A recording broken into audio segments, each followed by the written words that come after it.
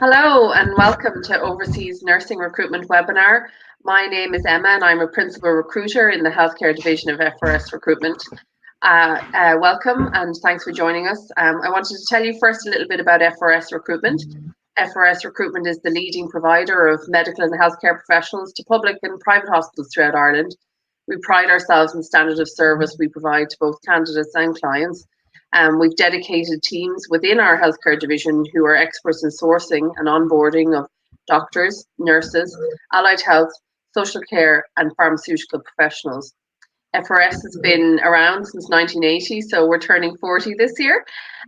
It's a cooperative society and we invest heavily in our people and our technology. We've 10 offices around the country. Today we are talking about recruiting nurses from overseas and how, if you're an overseas nurse who's interested in moving to Ireland, how we can assist you. We're going to hear from FRS's overseas nursing expert, Chloe Haas. And then we're going to hear from our compliance team leader, Cheryl Briffa. As well as that, we're going to be joined later on by Nijad Rashid, who is a nurse who relocated to Ireland through our services to work in a private hospital in Dublin. So first, I'd like you to introduce you to Chloe and hear a little bit about you. Chloe, tell us about yourself. Hi, everybody, and thank you very much for joining us today. I think some of you I may be currently working with, have worked with in the past, or hopefully in the future work with, and some of you might be new. I've been with FRS for around 1.5 years now, and I suppose I have extensive experience with the overseas recruitment field. I've helped, numerous nurses from various different countries come over, relocate. So I suppose today we really want to, outline any queries you might have, and obviously we're in the midst of a pandemic as well, so some of you might have concerns on that. So yeah, I'll give it over to you, Cheryl. Hi, I am Cheryl and I have been with FRS for the past 1.5 years now. I am the compliance team leader for the healthcare team, and in a nutshell, I take care of all the compliance process from when you get your job offer to when you arrive here in Ireland. Thanks, Cheryl. That was great. Thanks, Chloe. Chloe, can you tell us a bit about how FRS Recruitment can support nurses through the recruitment process? Yeah, absolutely. Thanks, Emma. So I suppose we provide a really A to Z service, a very comprehensive service. So initially, you would probably apply through one of the jobs boards or email your CV to me. After that, then I usually would arrange a time, that suits you to call you. That would usually be around a 15-minute phone call, just where I would discuss, kind of get a feel for what you're, looking for, what stage you're at in the process, and discuss all the vacancies that I'd have available as well, the relocation package. I suppose just on the vacancies and the relocation package, I will be explaining them in a lot more detail later on in the webinar. So then obviously I would go through the registration process with you, which I will also be touching on a little bit later. So that would obviously consist of the IELTS or the OET, the NMBI registration process. Also at that stage, it's important to note, so really we can be the point of contact for you with any queries you have. If there was anything, so for example, when you're filling out your application pack on the NMBI, you can nominate FRS to work on your behalf, so to consult with the NMBI for you. We also offer CV preparation, which I will discuss in more detail shortly, and interview preparation as well. So I suppose it is a big move. We're aware that for some of you, it might seem a little bit daunting. So we really want to be able to assist you fully, put you at ease, make sure you're well prepared, and ensure that we can, get you something in Ireland, hopefully. Then on the relocation assistance, so myself and Cheryl will be your point of contact throughout the process after you receive an offer. And then Cheryl obviously will assist with all of the compliance and all of that. Wow, that all sounds great. You mentioned relocation package. What's part of a standard relocation package? So I suppose a standard relocation package, it's something, so hospitals, it can vary between the hospitals. Some private hospitals might offer a slightly different relocation package to the public hospitals, but a standard one would usually consist of the cost of your flights would be covered. Your accommodation would be covered for up to 6 weeks. So if you're doing the adaptation program, it would be for up to 6 weeks, as that's the length of the program. Whereas if it's with the RCSI exam, it might be only for 3 weeks, as it only takes around 2 weeks to sit part 1 and part 2 of the RCSI exam. They would also reimburse your NMBI registration fee. So that's the €350 you would pay at the initial stages. They will give that back to you. Your visa cost will be covered, and the cost of the atypical permit and critical skills permit as well. If you are choosing the RCSI exam, or if that's the option that the hospital offers, to which you received an offer, that cost would also be covered. So that's usually around €2,800, and they will completely cover that cost. That sounds like a great package. Next, I suppose I would like to hear a little bit about what kind of CV prep and interview prep that you can help the nurses with. Yeah, so I think with the CV, I've seen there's so many different formats of CVs, and I think for the hospitals, they receive a massive influx of CVs every day. So they want to see something that looks neat, comprehensive, that's well formatted, that there's no spelling errors, and that I think your clinical skills are really highlighted to them. So what I would usually do is, after the screening, I would follow up with an email and just outline kind of some of my feedback on your CV and where I think it needs work. Usually I would kind of allow you as well to go in and, if there's anything you wanted to add, absolutely, that would be fine. But for example, like the cases you've handled, the equipment you handled, the bed capacities, the bed capacity on the wards that you've worked in, nurse-patient ratio, all of that needs to be on the CV. That really highlights to the hospital, I suppose, your capabilities as a nurse. And I think that's very important. If your CV isn't really stand out, you're not probably going to be shortlisted for an interview. So it's vital that we get that right at the very early stages. So then with interview preparation, what I tend to do, so with all of the different clients that we work with, I usually do up a document on the hospital. I would send that to you. That would probably be a week before your interview. So you have a few days independently to study that, just get an overview of the hospital. And then I also do a document as well specific to your specialty. So if you're an ICU nurse, I will draw up a document, send it to you, that will have scenario questions that they might ask you, and other kind of questions that will just give you an idea of what to expect at the interview. I think it's very important that a lot of times the interview, you might think that you know the answers, but I think it's very important to kind of refresh your memory on those kind of answers.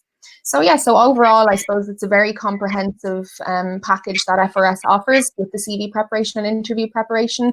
And it's all just to, ensure that we can give you the best possible chance at finding employment in Ireland. Excellent. Okay, so what do nurses need to know about the registration process in order to get that far, I suppose? Yeah, so I suppose the registration process, various nurses come to me at different times.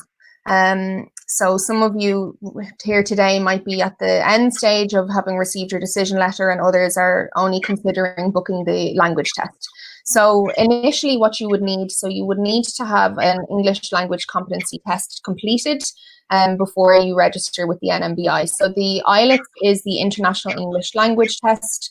You would need to get an overall score of 7 on that test. Now, it's the academic version of the test that you need to book and sit.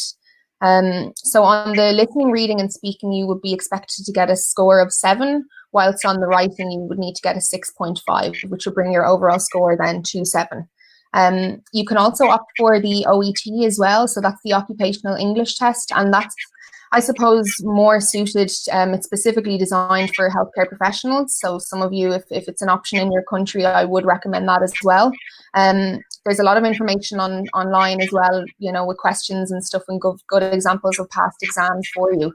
But on that, you would need to get a grade B score. So that would be a grade B. So in 3 components of the test would be a B and a grade C plus minimum in the final component of the test. So just to reiterate that, so with the IELTS, it's an overall score of 7, and with the OET, it's a grade B score. So then I suppose the next thing would be the NMBI registration. So once you've successfully completed and passed the language competency test, you would need to register with the NMBI. So I suppose the NMBI, it's a slightly more lengthy process, and there's a couple of kind of components that you would need to have in preparation for it. So in order to register with the NMBI, you must hold a current registration with the competent authority in your country. So i.e. you need to obviously be a registered nurse in whichever country that you practiced. Number two, then you would need to have practiced as a nurse within the last 5 years to be eligible. And then obviously thirdly, as I previously mentioned, meet the language competency requirement. So have sat the IELTS or the OET. So the application then, it's even up online as well. There's 5 steps to it. So step 1 would be the application request form. So you would need to complete the overseas application request form, which you can find on the NMBI website. They actually have a very comprehensive outline of what you need to do. So you would need to send that request form then and the registration fee, which I had mentioned earlier, of €350 to the Irish Nursing Board directly. So once you've sent that, I always advise just keep me updated, keep me in the loop so that I know what stage you're at. Then secondly, you would need to fill out the application pack. So you would receive the application pack after having completed the request form. You'll receive that electronically. So basically, so the NMBI will process your assessment fee, which I mentioned earlier as well, and always check that you've completed the IELTS or the OET once they've sent you the pack. So just be aware of that. So you will receive the email then. So it's an online process with a link enabling you to access the documents to apply for registration. So just be aware it is all online now. So once you click on that link, then you'll receive a separate email, which will be sent to the code so you can access the documents then. Step 3, then, the documents from authorities. This is kind of a very, very important step. You need to keep this in mind when you're at step 1. So you're going to have to request some documents from your local authorities. So they will need to be sent directly to the NMBI. So some of those documents would be a verification cert, your transcripts of training, which can be a little bit tricky to get hold of sometimes. So just make sure that, I suppose you can gather them. Your employer references. And if you do have one, a graduate program certificate as well. Again, this is all up on the NMBI website as well, just for you to find out for yourself. So then after that, then step 4 is the assessment stage. So this is just where you have submitted the application pack. You've got all your documents sent off directly to the NMBI. Now, the assessment stage usually lasts around 90 days. So that's 3 months. It can go a little bit over that. Obviously, as I said earlier, the NMBI receives so many applications every month. So just bear in mind, it might take a little bit longer than that. So you can check the status of your application online as well. And then the final stage is the outcome. So once your application has been assessed, you will then receive a decision letter. So that's usually the stage that everybody's, most happy to be at. So you've completed everything and you have your decision letter. That will usually be posted to you and you'll have a copy online. And on that decision letter, it will state that you are required to go a 6-week adaptation program or take the RCSI exam. So the 6-week adaptation is basically just a supervised clinical placement. So a senior nurse will shadow you around the hospital and just ensure, I suppose, that your clinical skills are to a satisfactory standard. Again, it's nothing to be afraid of. It's just something, that they would like to do. Just to, I suppose it's kind of like an induction into the Irish healthcare system as well. And at that point, you can ask any questions and any queries. So then with the RCSI exam, it's a 2-part exam. So there's part 1 and part 2. Part 1 is usually on the theory and part 2 is practical. So they would be done over a 2-weekend period. You're given 2 attempts at the exam. And in order to sit part 2, you would need to pass part 1. So I suppose that's just an overview of the registration process. Again, we will probably touch on some of these things later in the frequently asked questions at the end. But also I can send you an email if any of you are at, an earlier stage and want a bit more clarification on anything. I'm happy to go through that with you as well. Thanks, Chloe. That was a really comprehensive overview of everything. Like Chloe mentioned there, if you want to ask questions, you can put them up in the chat or you can hit on the ask a question button at the bottom and we'll come back to them at the end of the webinar and go through as many as we can. Now, following on from that, we're going to hear from Cheryl. Cheryl is our compliance team leader and is going to give us a comprehensive overview of everything that's involved in the compliance process. Thanks, Cheryl. Yeah, so as Chloe explained in detail just now, a nurse, in order for a nurse to practice in Ireland, they have to be registered with an MBI. And there are two types of registration. There's the full registration, where you will have the PIN decision letter, which I will be talking in more depth today. So an overseas nurse will have the decision letter, and that means that now she's able to apply for a job in Ireland with this decision letter. So we'll go through the process which Chloe has explained, and once an offer is made, then that is where I step in. So once you have a decision letter, you have to either do the adaptation or the RCSI exam. A quick recap from what Chloe just explained: an adaptation is a 6-week program where you will be adapting to nursing in the Irish Hospital Ireland. And the RCSI exam is an exam administered by the Royal College of Surgeons, where it is divided into 2 sections. There's the theory and the practical, and you have to successfully pass both. Once we establish what the hospital will be asking the nurse to do, so it's either an adaptation or an RCSI exam, then we can go to the next step, which is the start date. The start date is different for both. So if the hospital decides to hold an adaptation, then we will have to wait for the hospital to issue a date when there will be holding the adaptation. If it's the RCSI exam, we will assist you to apply for an exam date online. At the moment, I just went on the website there quickly. It says that the next available date is 23rd July. So as you can see, once you get the job offer, it might take a few months until you actually arrive in Ireland and do the adaptation or the RCSI exam. Once the date is established, the next step would be the hospital will, and from that contract, then we will move to the next steps. The first step would be to apply for an atypical working scheme. So this is a type of employment permit issued specifically for nurses that are going to do the adaptation or the RCSI exam. It is a very straightforward process. We will guide you through the process. It is through a form, so the nurse will have to fill in the form, submit certain documentation via post. So you will have to post these documents to the department. And once it's your form and documents, within 20 working days, they will issue an approval letter. They will send it to us and we will send it to you with registered post. You will need this later on if you are applying for a visa or also at the immigration at the airport. The next thing would be a temporary and MBI PIN certificate. So this is required. This is the temporary PIN. So since you won't have the registered PIN yet, you will need a temporary PIN in order to apply, in order to do your adaptation or RCSI. This is also a straightforward process, and we will do this on your behalf. It is through a form, again, 1-page form. It is and certain documents. We will do this on your behalf. We send it by post to the department, and within a week or 2 weeks, they will issue the certificate, and again, we will send it to you. The next step would be references. References are very important, and the hospital requires 2 or 3 references according to the hospital. They need to be references from a referee directly managed you during your employment, and 1 reference has to be from your latest employment.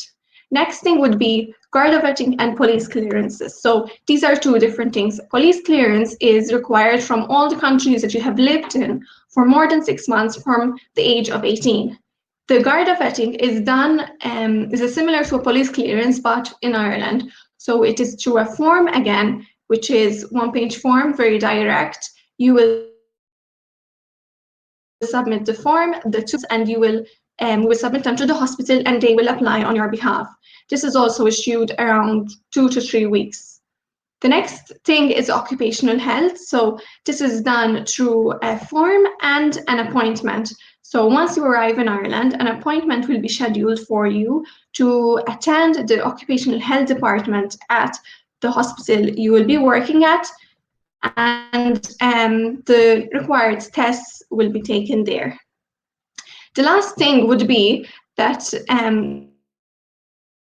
once your work permit and temporary NMBI certificates are issued, the last thing would be the visa. So not all countries require a visa. However, some countries do to enter Ireland. So just to recap, a work permit is required to work in Ireland. A visa is required to enter Ireland. So some countries do require a visa, and this is done online. You fill in the form and you will receive an email explaining the next steps, which would be to contact the nearest Irish embassy to submit your documents and payment. Once this is done, the period for your visa to be issued is around 3 to 4 weeks. Now, we keep in mind that at the moment, due to current situation, it might take longer due to the country being on lockdown or embassy being closed. But we will try our best to expedite the visa process. We will contact even the visa office in Dublin if needs be. We will try to help as much as possible throughout the whole process. Once you come to Ireland, right, then and you do your adaptation or RC, then and you pass successfully, you will get your PIN. Once you get your PIN, the hospital will apply for what is called a critical skills permit, which is valid for 2 years, right? And the hospital will do this on your behalf as well. Once your critical skills permit is issued, then you will be allowed to live in Ireland for 2 years, and you can bring your family with you. And one important thing that is positive when you have a critical skills permit is that if you have to bring your spouse here in Ireland to join you, he or she will be able to work in Ireland without a permit. Okay, so this is a very important thing and positive thing, I think. So that is the whole process in a nutshell, what it involves to from a job offer to arriving here in Ireland. It's great. Thanks, Cheryl. I think we got all of that. There was a couple of freezes and pauses, I think, just on the video, but not, I think your voice came through fine the whole way. But if anyone missed out anything there, we can absolutely send you an email after if you have any particular questions or whatever. Do reach out to us and get in contact.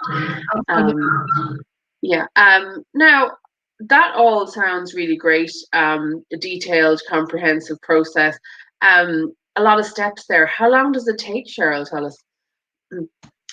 So overall, I'd say it takes around 2 months until everything is processed and you arrive here in Ireland. Okay, wow, that's great. So if we're an overseas nurse now, and I'm all excited listening to all this process and dying to get in touch with you guys who are the experts, what kind of roles are available right now, and what kind of salary can I expect if I'm a nurse wanting to come over?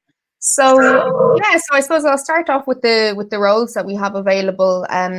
We work with public and private hospitals nationwide. So usually at screening, I would ask, whether or not you're flexible on location, if you have a particular preference. I suppose it's just important to point out, I think it's very, very beneficial if you are flexible on location, because it really increases our chances of finding you something.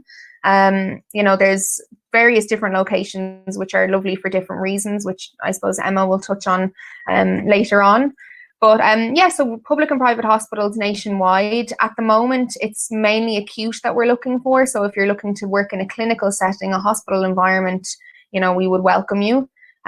We have vacancies, in cardiology, orthopedics, ICU, general medical surgical. Then we obviously theatre, cath lab, cardiac ICU, anesthetics. So, a lot of different specialties. So we would absolutely love to hear from you. I suppose something just very important to point out there. At the moment, obviously, whilst the pandemic is ongoing, adaptations are essentially on hold, not for every hospital, but just most hospitals are prioritizing nurses that can start work immediately, that have a PIN and are ready to go. So I think once things calm down, obviously, normal recruitment will return, and the focus can kind of shift then to adaptation programs being held and RCSI exams and all of that. So just, I suppose, to be aware of that. So then on the salary side, so before you receive your PIN, if you are doing the adaptation, or, before you get your PIN and you've done the RCSI exam, you would be on a newly qualified nurse's salary. So that's €30,000. But once you receive your PIN, you'll immediately go up to what was your agreed salary at offer stage. So just so that you're aware, hospitals usually pay. So with the public hospital, you'll be paid in line with the HSE pay scale. So that's €30,000 and 9 cents to €45,000 as well. For the private facilities, they've essentially had to match the public facilities. So your salary would be much the same. And the benefits, working with them, they both have, similar benefits as well. So I would say be open-minded. A lot of nurses that I come across really just want HSE.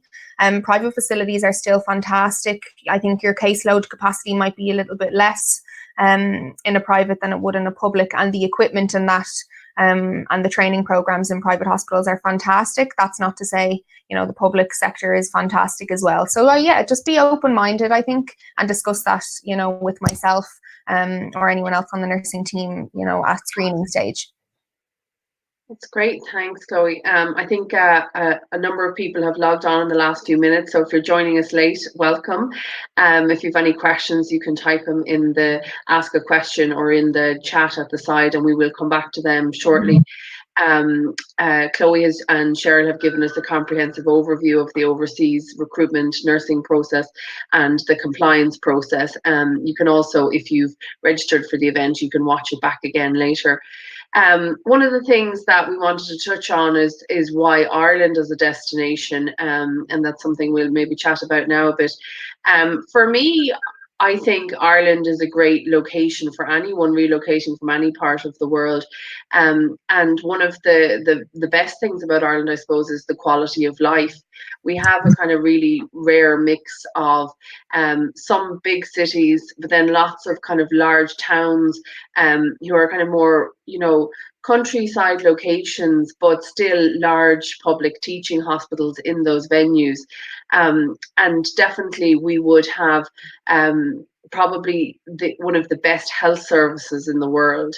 Chloe mentioned earlier the benefits of private hospitals. I think that both private and public hospitals in Ireland are, valued in terms of the facilities, services, technology, and the education they provide to our staff. A lot of nurses I've spoken to in the past who've relocated here from Ireland have said that private organisations have been fantastic at supporting and funding them to do further education and to progress their career as a nurse, and have given them exposure and experience in areas that they mightn't have been able to get in their own country. As well as that, I think Ireland is probably or is definitely one of the friendliest countries in the world. Our people are friendly, welcoming, and has become in the last number of years a real multicultural country. I think nurses find that they can access everything they would have at home in terms of if they're from a different religion or they have a specific food preference or that, certainly we've been able to put them, they've been able to do halal shopping or find whatever religious service or centre that they've needed. Cheryl mentioned something earlier that was really important about Ireland with the critical skills permit, that you can relocate with your spouse, your husband or wife, and your children, and that your husband or wife can secure work without a work permit. That's really unusual and I think pretty unique to Ireland. We're very welcoming of our healthcare professionals. Yeah, absolutely. I think that there's probably a particular profile, like Chloe mentioned, of the type of nurses that they really need. But when they find, you as a nurse and you are a match for what they need, they really look after you to bring you here and give you what you need. I think, Chloe, was there anything else you wanted to say about Ireland, or Cheryl, anything? No, I think you've really touched on everything there, Emma, but I suppose we are very friendly. And I think I can vouch for that. Yeah. Cheryl, you're from Malta. Yeah. So I've moved. I relocated here more than 2 years ago. So definitely. I think people are very welcoming. Like Emma said, we're very multicultural now. In the last number of years, and it's constantly, progressing. in the right direction. And as well, it's lovely scenery. I suppose sometimes we get rain, but other than that, we have fantastic scenery. Lovely drives, and it as well, it's very small, so you can get from A to B very quickly. If you wanted to go from one side of the country to the other, it would only take you maybe 3 hours in the car, 3.5 hours. So it's our transport system is quite good as well. But obviously at offer stage and all of that, if there was any queries you had on that, we would be happy to discuss that with you, specific to the area where you received an offer. So yeah. So let's see if we can add in Nijad Hashim. Yeah, absolutely. Because nothing better than hearing it from someone who's actually done the deed and made the relocation. Absolutely, yeah. I think we're going to add him in now. And Chloe, I think, has a few bits and pieces you want to discuss with Nijad. I think we're going to try and get him on there now. And we will buzz through the questions after that as well. I think one of the things I suppose we forgot to mention about Ireland is just how historical and beautiful it is. Here we are. There's Nijad. Hi, Nijad. How are you? I'm good. How are you? Good. I'm really good. Thank you so much again for joining us today. It's great to have you here. Okay, thank you very much for allowing me to join your. Am I audible to you?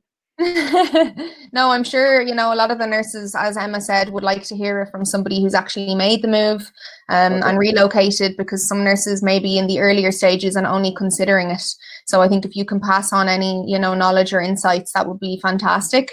So yeah, I suppose one of the first questions I wanted to kind of ask you is, so how you found the registration process? Oh yeah, first of all the best for those who are waiting for a job offer in Ireland, and congratulations for those who got the selection. And yeah, for my experience, I did the registration process by my own, that thing, before I am contacting the first recruitment agency. I just did my registration process through the MBA website, and at that time when I did the registration process, it was a little bit different, that thing. We used to download the application forms, and we have to pay by card or something, and the pack will be coming by postal to the address. So now it's all online, which I think is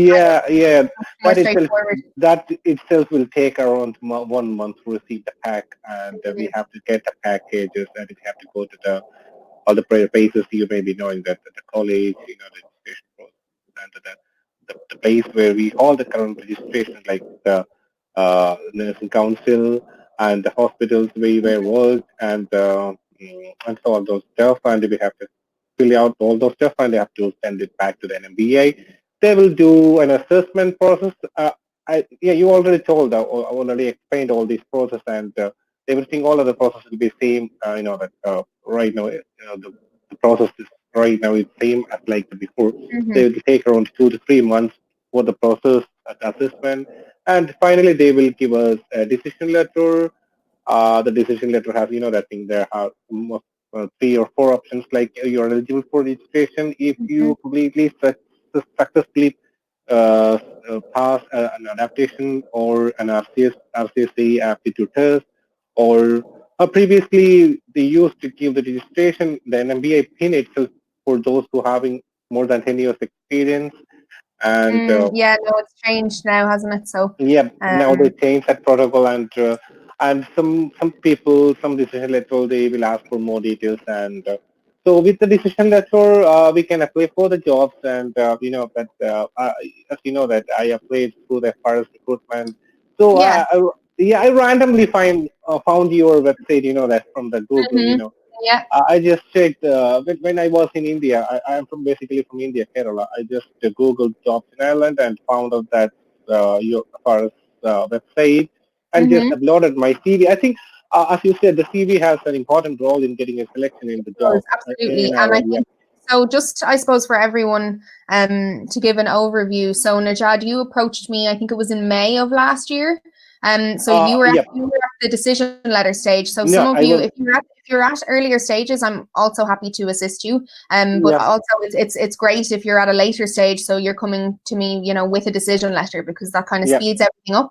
yep, It yep, means that you're fully committed to making the move and want to relocate. So yep. yeah, and I think the process for you, how did you find the recruitment process? The So not recruitment process, I will yeah. explain you know that thing, but still, for those who are waiting for the job interviews, I will explain that thing. So I sent a mail with my CV. No, I uploaded my CV to your website, and you just went through the CV, and you contacted me back, Mm-hmm. and Miss Call, you gave me some suggestions regarding the CVs and to make some corrections. I'm not telling about to make any wrong things like taking any false things. Just Yeah. to make the CVs attractive, there Stand are out, some. exactly. It needs, Just to because make at the the end of the CVs. day, the hospitals, I would know that they are receiving so many CVs. So if it looks the Yeah, same as everyone yeah, else's, the skills aren't really standing out, then it will yeah, be likely that you won't be selected for interview. So I suppose that's where someone like myself will come in and kind of give you additional kind of hints and bits of information that you may not have known that needed to be on the CV, and yeah, put that on there for you. And obviously, yeah, before we submit it, yeah. we'll make sure that obviously you were happy with it. Mm-hmm. And yeah, you kind of did some of your own tweaking yourself as well. Yeah, and you have given me some corrections regarding my CV and to make some changes to make more Mm-hmm. attractive and to emphasize the skills and all those stuff to Yeah. emphasize, and that will be remarkable, and that has a distinctive impact in the interview process. The Mm. hospital will have, the HR department will have a little bit more concern when we have specific skills, Mm. those who are they're waiting for the job position. Yeah. So the CV, after the CV corrections, you mailed my CV to some hospitals Yeah. in the whole of Ireland. Since Mm. some personal reasons, I wanted to get a job there in the Dublin region. Yeah. So you selected 2 or 3 hospitals. I'm not telling the hospital names here, Yeah. and from the hospitals, you asked me for the hospital preference, and so I gave you a hospital Mhm. name, and you arranged a meeting with an interview with me and the Yeah. hospital HR. Nijad, so we did, obviously, as I mentioned earlier, interview preparation. So that's usually done via Skype. Yeah, Um, yeah. yeah. So how did you find that? Did you find the documents I sent you comprehensive and helpful? Yeah, yeah. You sent me a list of questions. No, it's not, actually, these questions are not related to nursing. These are all these answers. I knew personally. I knew all these answers of that questions, but Yeah. when an interview is going on, you'll be a little bit nervous. I'm sure about that. Exactly. You'll be Yeah. nervous, and it's always better to have a look on these questions so that Mm-hmm. we can Just give make the sure you're exact thoroughly answers. prepared, really. Yep, Exactly. Because definitely, some things, definitely. I think it's good to refresh your memory. Yeah, refresh our memories. Most of these questions out of our, our clinical skills questions, we may take some time to think, and we can make some, we can give some good answers if we have a reference before that. So that's a good Yeah. thing. Yeah, So then, I remember that 70% of the questions, they ask are based on your, your data, and yeah, that your was own really experience, helpful your for me to CV. attend the Yeah, interview. absolutely. And the clinical-based exams, as a nurses, those who are working in hospitals will be able to answer. The Mhm. only the questions we make mistakes is the basic, the common questions that, and all these questions you have given me, and that was really helpful for me to Good, answer. good. Yeah. And Najat, another, I suppose, important thing for people today, they would love to know, obviously in your interview you were successful. So how have you found the transition from India to Ireland? Yeah, that's a tricky question. That India and Ireland entirely different. Due to Mm, the culture, due to the weather, the Irish weather, and the yeah, culture and everything is entirely different. And yeah, from India, we live in a little bit hotter climate. I Mhm. came back to India. There was a little bit change in the time, the weather, and the whole culture we have to adjust. It's like we are born in a new in the age of 20s or 30s. We are born in a new day. That's what the Yeah. No, it's feeling I totally had. different, I think, I can imagine. And Yep. from the clinical setting, how do you find, is the hospital kind of, does it run differently? Have you found many changes, or is it, relatively similar to how you were Uh, wanting? to be frank, I haven't seen any much difference from India and Ireland because most of the hospitals in India has international standards, so Yeah, that yeah, will be easy for the nurses. I don't know, other countries from India it will be easy to get used to the Ireland setup. So just need some training, that some training we need only for 2 or 3 weeks. Maybe if we are undergoing an adaptation program, so you'll Mm. be all set after the So adaptation you program. did the adaptation. So I Yeah, suppose, how yeah, did I you did find the adaptation adaptation program. program? Since I got the placement for adaptation in the place where I've been working, so it was really easy for me to complete the adaptation programs. We have to do all those stuff, all the instructions are there in the MBA website itself. So we have to think and we have to study, Yeah, yeah, we have to practice a little bit of things and of all course. like the reflective learning mechanisms and the Mm. reflective learning guides and all those stuff. It's there in an MBI website that is easy for. It was easy, really easy for me to do the adaptation program. And after the adaptation program, Good, almost yeah. I was like, I got almost all the opportunity to get used to the Good. Yes, system in that's what I Ireland. was saying earlier. It's kind of like an induction. I think it's very, very beneficial that, Yeah, Ireland yeah, offers yeah, an yeah, adaptation program. It's specifically designed to kind of give you that 6 week period, yep, to learn the ropes. If there's any changes, that's the time to ask questions. I think it's a very fair program as well. yep, But on another note, I can see here in the comments section, some people are worried about, the RCSI exam versus the adaptation program. I think both have their, good sides. pros and So cons. the adaptation Both have pros program, and cons. it's a very practical assessment, if you like, whereas obviously with the RCSI exam, it's more of an examination, but it is slightly shorter. You will Yep, receive your PIN very quickly after completing the RCSI exam yeah. successfully, whereas obviously with the adaptation program, it's a longer process. So Najad, I suppose, were you happy that you had the adaptation program, that you did that, as opposed to Yeah, the OCS? Yeah. yeah, Yeah, I you're think happy. it depends on what the hospital can offer. That's another thing to clarify. Some hospitals will offer the RCSI exam, others will offer an adaptation program. So you kind of just have to, I suppose, be flexible on that as well. And we will give you as much assistance as we can on that. So yeah, look, that's great, Najad. I think I'll just touch on another couple of things here. Yeah, so I suppose, what's your experience of Ireland then? Ireland is a nice small country with a lovely people. Yeah. Previously, I told you, Irish people are good in humor. That reflects that Yeah, reflects in the hospital setting itself. Just with all the patients, we have good relationship with the patients and the nurses because the patients in Ireland, they consider the nurses. They will give us a good role. They will respect us and they, they're easy to talk with us and it will be good. easy to work in Ireland. Yeah, no, brilliant. And other systems, it's nice. I like Ireland.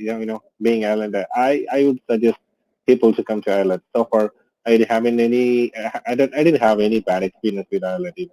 That's brilliant, Najad. I'm delighted to hear that. I think, a lot of nurses will want to know, to be in your shoes and see, I suppose, on the ground what it's like in the hospitals, what the culture is like, what the people are like. I think our humor is probably one of our most appealing Yep. attributes, isn't it? I think you had told me, Najad, when we spoke Yeah. last week that, Yeah. even patients who are very, very ill, they will always have time, to tell a joke or to have a laugh. Definitely. And that's something kind of very central to Irish values, Hmm. I think. Yeah. Yeah. So I suppose then, just overall then, Najad, would you recommend relocating to Ireland? Definitely. Yeah, brilliant.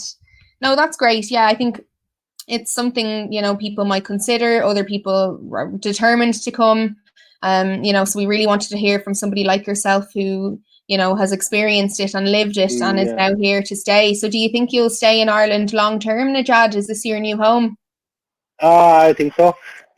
That's lovely to hear. Yeah, no, Thank well, you. look, Thank thank you. you so much, for coming on and joining us today. It was Yep. brilliant to have you. If anybody has any questions for Najad, Najad, obviously you can see the chat box there to your right-hand side. We'd be happy to have you answer any more questions for people. Yeah, sure, sure. Perfect. Great. Thanks, Najad. So you sound very happy and, Yes. and very settled in the suburbs of Dublin, although how are you finding the COVID? Oh, come Mm. on. Don't tell me about the COVID. It's annoying, that thing. Yeah. It's for the Yeah, social distancing and some. yeah, I think some obviously nurses, I hope it's a very challenging time. I think they've never been, more appreciated and respected than they are now. They're doing fantastic work. I hope we're kind of coming out of the worst of things now. And I think some people as well in the comment section here are asking important to touch on. So some candidates are at decision letter stage. Their decision letter, obviously, it's only valid for 1 year.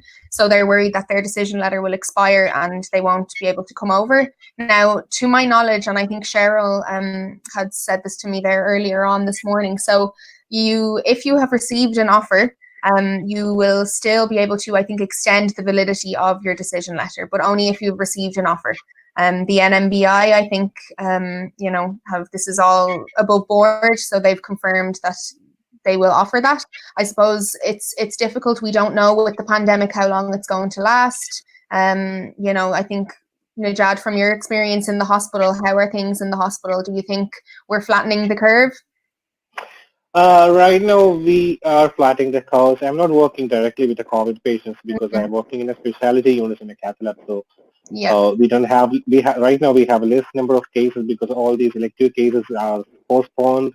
And since our hospital is not receiving any COVID patients right now, this is just at the present decision, we're not receiving any COVID patients right now from any public hospitals, but we are treating the patients who are already in the hospitals and with they got positive COVID. So we are taking care of them. Since, as I said, since the elective cases are very less as due to the COVID precautions, we don't have much cases right now, and we are doing some, time break in between. So, well, that's what I'm having in my hospital is happening there. Yeah, so I think some nurses as well are probably kind of concerned, will I have to work on the front line? I think it depends on the specialty, obviously, as you said there, Najad. If you're Still, coming over we to work already in got we already got the training to take care of the patients with yeah, COVID because expecting some bad things in the future, we will be surge able kind of, to yeah, work a for the. surge.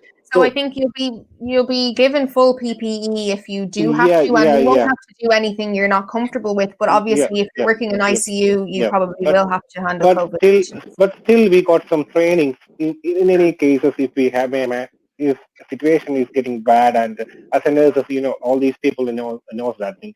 Uh, Whenever a situation arrives and we may be forced to work in a situation with the COVID patients that we already given our oath.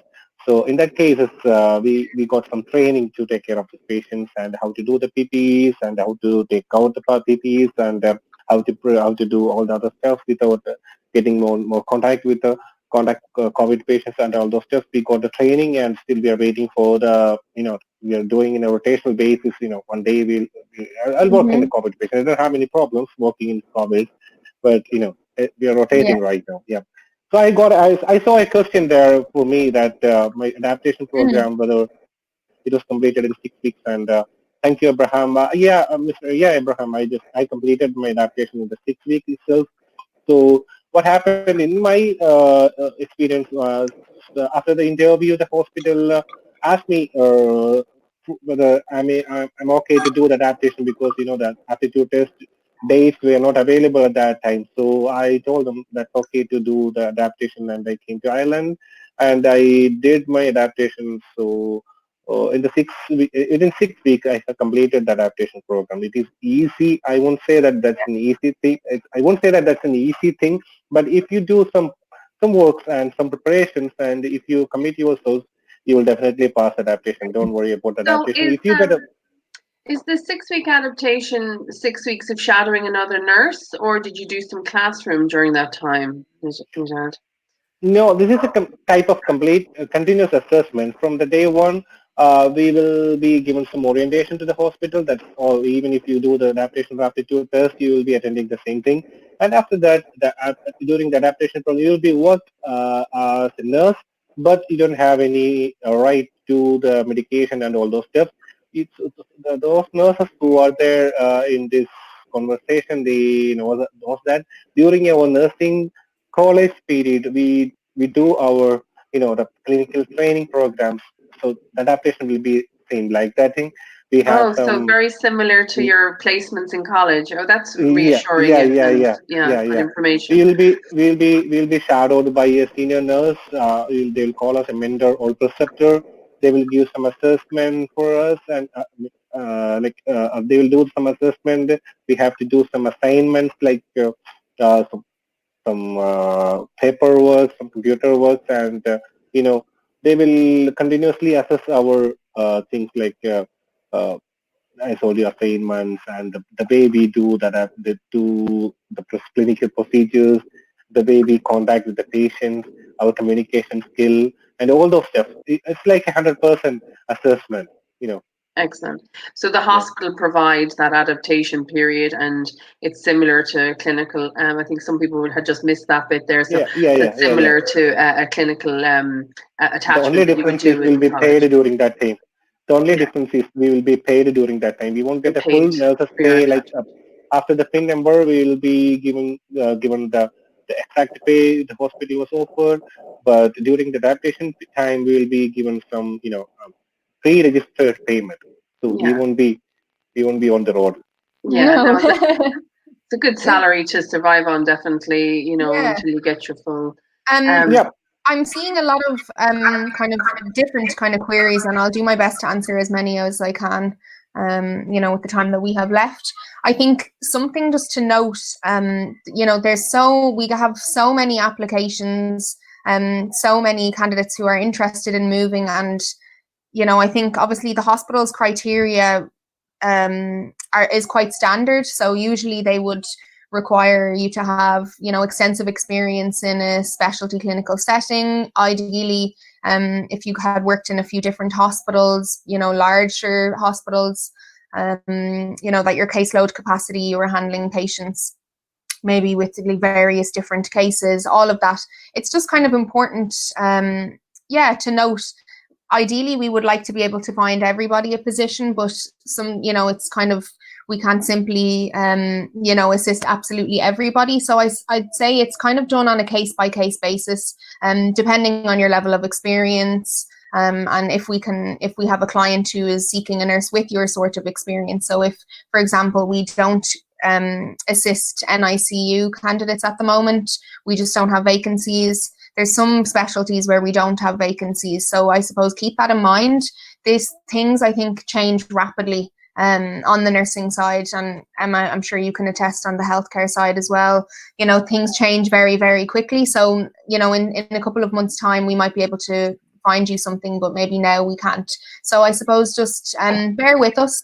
We absolutely, I would try my best to get back in touch with everybody. Which is what's great as well about our website, because we have the My FRS where you can set up alerts for new jobs as they come in. So we mightn't have something for you right this second, or Chloe or the team mightn't have something for you right this second. But if you go on to frsrecruitment.com, you can go to My FRS and set up alerts.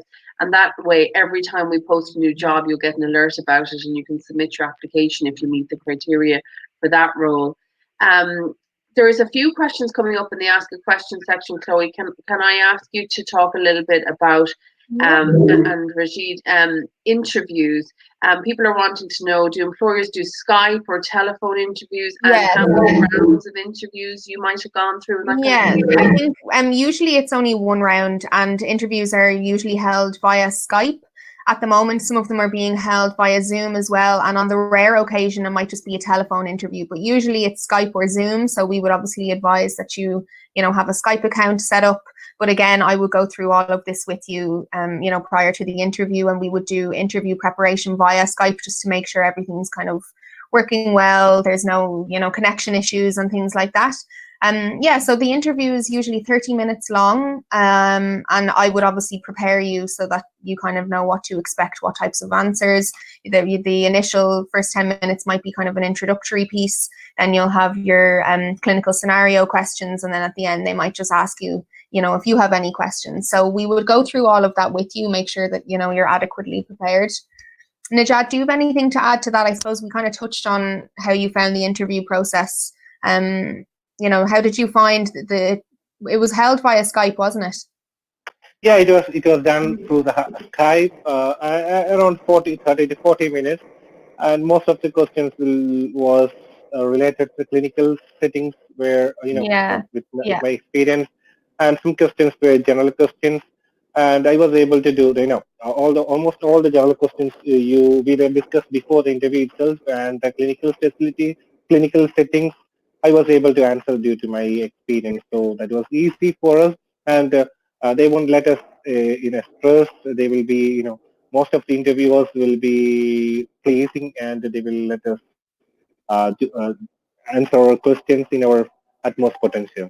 So don't worry about the interviews. Interviews will be easy if you do some preparation. And FRS are very good at helping people prepare for interview. I know that Chloe has designed a process to help the nurses there and the rest of the team can guide them through that. Hopefully that helps. I still remember that Paul has given me almost all the, she has touched all the areas of interview before the actual interview. She outlined all the aspects, like how who are they going to interview me, and how, from which hospitals, and they'll be asking the questions that they might ask during the interview. So she has given me an all-round help was fundamental in your interview preparation. Then that's great to hear. That's brilliant, Najat. I actually can see here in the chat box there, so somebody has a question just in relation to the adaptation. So can you move from the hospital where you complete your adaptation? So I'll answer, I suppose, from that part. No. In fact, I don't know the answer of that. You would be in contract with whichever hospital you receive an offer for a period of 2 years. So you would be expected to honour that and complete the adaptation and work there for 2 years. So I suppose the answer to that is no. I think it's a good thing, though. You'll get an experience, your experience in where you completed the adaptation. Some hospitals might have slightly different setups, so there will be no point in completing your adaptation in one hospital and then moving to another, which is totally different, Another person had asked about how much lead-in time there was. Like if they have a long notice period of 3 months from when they get the offer to when they start the adaptation, do the hospitals give a lead-in time or? No, I think the hospitals are happy to go with. I think once I submit the CV, I would outline what their notice period is, and if a hospital is happy to wait the 3 months, that's fine. Obviously they would like things to be done ASAP if you can join as soon as possible, but with compliance and that, it takes how long it takes, I suppose. Yeah, excellent. And then I think I think you answered all the questions about the decision letters and that kind of thing. I think there had been a question that comes up a lot that we had added there to the frequently asked questions, Chloe, was what kind of shift patterns and days you can expect, etc. So maybe yourself and Nijad might tackle that. I suppose, Nijad, from your side, what kind of shift patterns do you currently work at the moment? So as I told you, I'm working in a cath lab setting. So we do day shifts from 7 to half 8, 3 days a week. Or that's our, we can select our shifts. Sometimes maybe we may be selecting from 8 to half 8. Varies between each hospital, but usually you'd be expected to kind of work a 39-hour week on a rostered basis. Say, for example, if you were a theatre nurse, I know some hospitals mightn't hold any surgeries on weekends, whereas other hospitals do. So I think what we would do is, I can't give you a one-size-fits-all answer to that. It does depend on the client, but usually it's a 39-hour week full-time, you probably have to do, some nights, some weekends, be flexible on that. But again, a lot of that can be negotiated at offer stage. Usually, the most of the hospitals are, the nurses are doing 3 days, alternatively 3 days and 4 days, and 12-hour shifts, are they? yeah, Yeah, 12-hour shift. yeah. So they So will be they will be doing some 39 to 40 hours per yeah, week.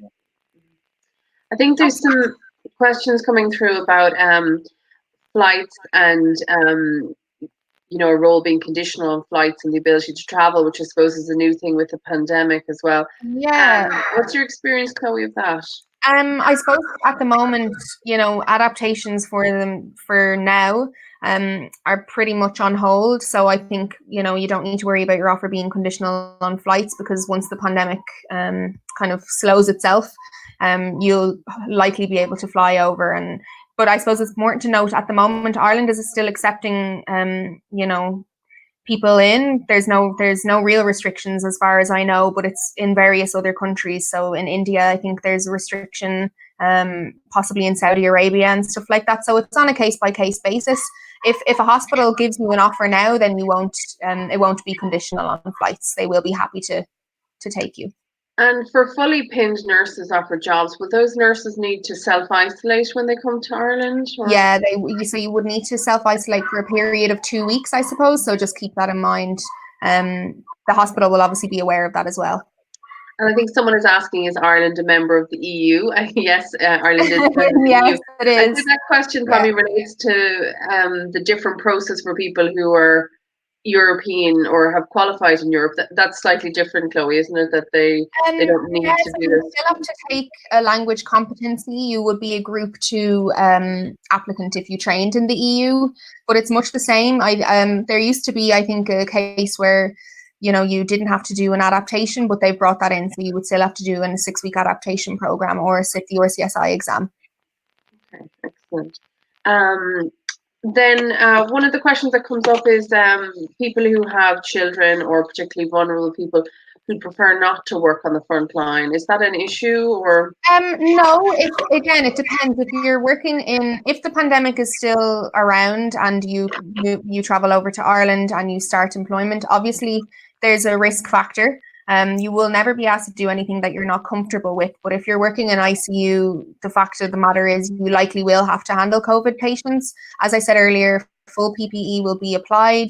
You're not going to have to work without any of that. But whereas if you're working in, a private hospital in theatre where, a lot of elective surgeries have been cancelled, then you may not have to handle any COVID patients. So again, I think that's something really to discuss with your recruitment consultant, just, and if there's anything that you would be worried about if you have young children, then obviously it won't be a problem. There's lots of questions coming in about, I think, people wanting to know if they're suitable and applicable to jobs. And I guess our advice is to apply on the website and to look at the jobs. Absolutely. But also, Chloe, could you talk a little bit about the areas where you have the most requirements or the areas that you recruit most often? I think you've given. Yeah, so I think it's mainly specialist areas. So Najad, you are working in cath lab, theatre, cardiac ICU, just a cardiology ward. Obviously medical surgical as well. Anybody is welcomed, but you would need to have extensive experience. It depends on your experience. I can't again give you a one size fits all answer on that. I would say, if you do have specialist experience, it will be, it may be slightly easier to find you something. But again, if you're coming from a background of having worked in a medical surgical ward for a number of years, but once you have extensive experience in that area, we will likely be able to find you something in the future. At the moment, my main needs would be, cath lab, theatre, cardiac ICU. Okay, so theatre is still a popular one. I Very, think that's been popular for a long time. And one of the people logged in asked a question: are you or does the health service require midwives? Yeah, so at the moment, we're not currently recruiting for midwives, but again, as I said earlier, the client's requirements change rapidly, so absolutely reach out. There's no reason why in a couple of months there won't be vacancies for you, but at the moment it would just be general nurses. Great. So I think most of the questions have been answered. A lot of the questions are about people wanting to know if their profile matches, but hopefully we'll be able to I think answer it would be unfair I would need to go through every single one individually. So I would say go onto the FRS website. You'll find me, Chloe Hoss. You'll have my email address. If you want to just send me an email, I can kind of discuss your application with you independently. It's on a case-by-case basis, you know. So I think at the moment, like I said earlier, we receive so many applications every week, every day. So I do my best to try and get back in touch with everybody. I think something I didn't touch on was, so if I've worked with you in the past, possibly submitted your CV to hospitals, sometimes it may take, you know, 2 weeks, 3 weeks, maybe even longer for hospitals to get back to us. And if they don't, we usually just have to take, obviously hospitals are very busy, that they're not interested, or at this time your application doesn't fit their requirements. So I think, you know, obviously your decision letter is valid for 2 years, so, or yeah, for 1 year. So hopefully within that 1 year period, you know, we can find you something. If it's not on the first attempt, there's no reason why we can't resubmit your CV in a number of months. As I said, their hospital's requirements change, you know, quite quickly. So we will do our best to find you something. And then, Nisha, we'll ask you one more question that came in from Lydia. In the interview, are the clinical scenario questions you were given related to your particular area of experience, or were they general clinical scenario questions? Yeah. All the questions from the clinical scenarios related to my experience, and I can add something in the last previous discussion. So in Ireland, the situation is different. You know, the scope and the competencies, the two things are there. The scope means the works we are allowed to do, and the competency means the works we are competent to do. If we are not competent to do a work in an OR operating room or in an ICU, nobody will force us to do the work there. Okay. So if you are a nurse in a general ward, you can work in the general ward. Nobody will force you. That's what as call is told. So they won't force us to do the jobs we are not comfortable. So we don't need to do nobody needs to worry about that thing, you know. Yeah. So thanks so much for your time, Nijad. You've been a real help in answering a lot of people's questions around the world, and hopefully we'll have lots more nurses arriving from overseas to join you soon. And I think that's probably a wrap in terms of our questions. Was there anything else you wanted to add in, Chloe? Or no, we'll say goodbye to Nijad, and we're going to add Cheryl back in case she has any final. Yeah, Nijad, thank you so much again for joining us. Thank you, thank you, Emma, and thank you. And maybe thank you, we'll finally get to meet all the very best for those who are, no, it's okay. And all the best for those who are searching for the jobs in Ireland, and everybody is welcome to Ireland. Okay. Thanks so much, Dad. Thanks, because thank you very much. Yeah, because I think we'll add Cheryl back in, because I think Cheryl's been answering some questions away in the chat question. Yeah. I think there's so many questions here, so apologies if we don't get to everybody individually, but as I said, I'll do my best to go through any emails that you send on specific to your query. I think some people kind of have different questions, so I think we've tried to cover everything today in a general sense, give you an overview of what to expect from the early stages to actually when you arrive on Irish soil. I think, Emma, thank you so much for for hosting today, and Cheryl as well. Anything compliance related, Cheryl is fantastic to assist with anything like that. So I think we've kind of covered off everything. If anybody has any other questions last minute, just pop them in. But otherwise, then just email me directly and go onto the FRS page as well. The recruitment. If people joined late, they'll be able to watch it from the beginning again. Once it's over, they can go into previous events and watch it again. IELTS, OET, registration process, everything from the earlier stages. So I think and our website is frsrecruitment.com, where you'll see all the details of all of our vacancies. A lot of the questions there, I see Cheryl's answered a few questions in the chat box, so you can scroll back through them if you're looking for questions. And if you need any other information, you'll contact us through our website. Yeah, I have a frequently asked questions document as well that I can send on to each of you individually, which will outline probably any queries you have. So just reach out to me directly and I'll send that on to you. Okay, thanks everyone. Thanks so much, guys. Thank you. Thank you. Bye. Bye-bye. Bye-bye.